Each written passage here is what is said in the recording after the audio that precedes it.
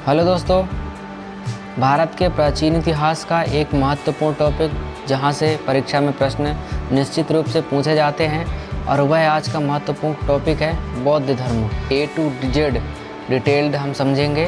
तो चलिए मेरे साथ वीडियो में बने रहिए, एक एक टॉपिक को ध्यान से देखिएगा। बौद्ध धर्म A to Z कवर होने वाला है। तो चलिए शुरू करते हैं वीडियो को। दोस्तों, बौद्ध धर्म के संस्थापक गौतम बुद्ध थे, जो कि इम्पोर्टेंट पॉइंट है। गौतम बुद्ध को एशिया का ज्योतिपुंज कहा जाता है। गौतम बुद्ध का जन्म लुम्बिनी नामक स्थान पर हुआ था, जो कि दोस्तों कपिलवस्तु के पास स्थित है। 563 ईसा पूर्व 536 ईसा पूर्व में कपिलवस्तु के लुम्बिनी नामक स्थान पर हुआ था। तो इनका जन्म स्थान याद रखिएगा, लुम्बिनी नामक स्थान पर हुआ था। इनको पूछा जाए तो गौतम बुद्ध को एशिया का ज्योतिपुंज कहा जाता है। इम्पोर्टेंट है, इसको ध्यान में रखिएगा। दोस्तों, गौतम बुद्ध के बचपन का नाम सिद्धार्थ था, ये भी पूछा जाता है, तो ध्यान रखिएगा। गौतम बुद्ध के बचपन का नाम सिद्धार्थ था। दोस्तों, जब कपिलवस्तु की सैर पर ये निकले थे गौतम बुद्ध, तो उन्होंने 4 महत्वपूर्ण दृश्यों को देखा। जब बौद्ध गृहस्थ जीवन व्यतीत कर रहे थे, तब उन्हें बाहरी दुनिया के बारे में कुछ भी नॉलेज नहीं था। उन्होंने बूढ़े व्यक्ति के बारे में भी नहीं जानते थे कि बूढ़ा व्यक्ति भी होता है। उनको बीमार व्यक्ति भी नहीं पता था। शव यानी मृत्यु में ले जाने वाली लाश नहीं पता थी उनको। सन्यासी कौन होता है ये भी नहीं पता था। जब वो कपिलवस्तु की सैर पर निकले, तब उन्होंने देखा कि इंसान को बूढ़ा भी होना है, हर इंसान बीमार भी होता है, हर इंसान की मृत्यु भी आती है, और इंसान को देखा कि वो संन्यास भी ग्रहण किए हुए हैं। तो दोस्तों, इन्होंने अपने 4 दृश्यों को देखा जिन्होंने वर्णन किया है। तो यह इम्पोर्टेंट था इनके लिए कि 4 दृश्यों को देखा था इन्होंने और इसका वर्णन किया जब सैर पर निकले थे। सिद्धार्थ जब 29 वर्ष की अवस्था में थे, तभी इन्होंने अपना गृह त्याग कर दिया था, जिसे महाविनिष्क्रमण कहा गया है। बुद्ध के गृह त्याग को क्या कहा गया है? तो याद रखिएगा, इनको महाविनिष्क्रमण कहा गया है। बिना अन्न जल ग्रहण किए ये 6 वर्ष की कठिन तपस्या करने के बाद ही इनको ज्ञान की प्राप्ति हुई है। ध्यान रखिएगा, 6 वर्ष की इन्होंने तपस्या की थी बिना अन्न जल ग्रहण किए, तब इनको ज्ञान की प्राप्ति हुई थी। कठिन तपस्या किए थे। अगला पॉइंट है, जब इनको ज्ञान की प्राप्ति हो गई, तब से सिद्धार्थ का नाम बुद्ध के नाम से जाने गए। याद रखिएगा, इसके पहले बुद्ध सिद्धार्थ के नाम से जाने जाते थे। ज्ञान की प्राप्ति के बाद इनको बुद्ध के नाम से जाना गया। प्रथम उपदेश दोस्तों सारनाथ में दिया था, जिसे बौद्ध ग्रंथों में धर्मचक्र प्रवर्तन कहा गया है। दोस्तों, बुद्ध ने अपना जो प्रथम उपदेश दिया था सारनाथ में, जिसे ऋषिपत्तनम बोला जाता है, ऋषिपत्तनम, जिसे बौद्ध ग्रंथों में धर्मचक्र प्रवर्तन कहा गया है। एक पॉइंट आप याद रखिएगा, महाविनिष्क्रमण और धर्मचक्र प्रवर्तन। दोस्तों, बुद्ध की मृत्यु को बौद्ध धर्म में महापरिनिर्वाण कहा गया है। दोस्तों, ये कुछ शब्दावलियाँ हैं जो पूछी जाती है परीक्षा में, कि बुद्ध की मृत्यु को बौद्ध धर्म में महापरिनिर्वाण कहा गया है। याद रखिएगा, एक ये स्टार, एक ये और एक महाविनिष्क्रमण। तो याद रखिएगा, इम्पोर्टेंट है ये। दोस्तों, बौद्ध धर्म अनीश्वरवादी है। इसमें आत्मा की भी परिकल्पना नहीं है। इसके पहले हमने प्रीवियस वीडियो में देखा था जैन धर्म को, जिसमें जैन धर्म में ईश्वर की मान्यता नहीं थी, जबकि आत्मा की मान्यता थी जैन धर्म में। जबकि बौद्ध धर्म में अनीश्वरवादी है, इसमें आत्मा की भी परिकल्पना नहीं है। तो ध्यान रखिएगा, जैन धर्म और बौद्ध धर्म में इतना अंतर है।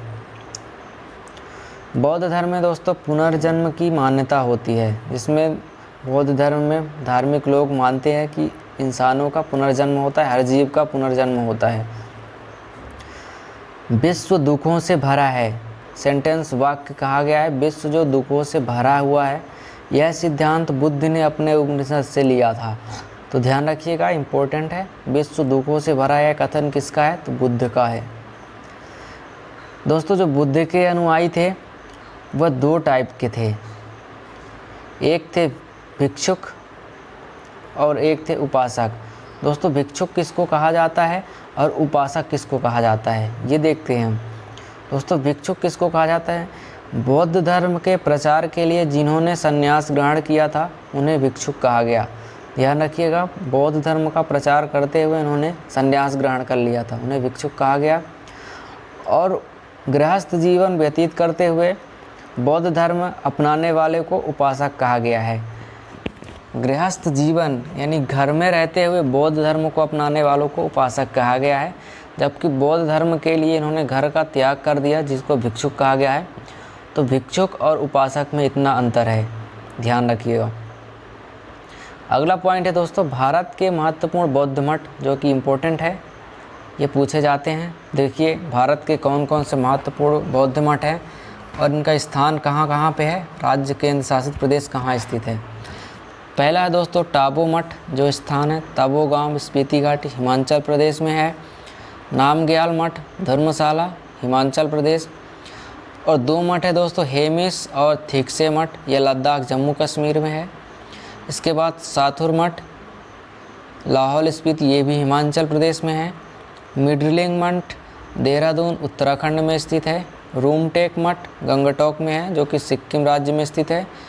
तवांग मठ अरुणाचल प्रदेश में है और ये अरुणाचल प्रदेश में ही स्थित है।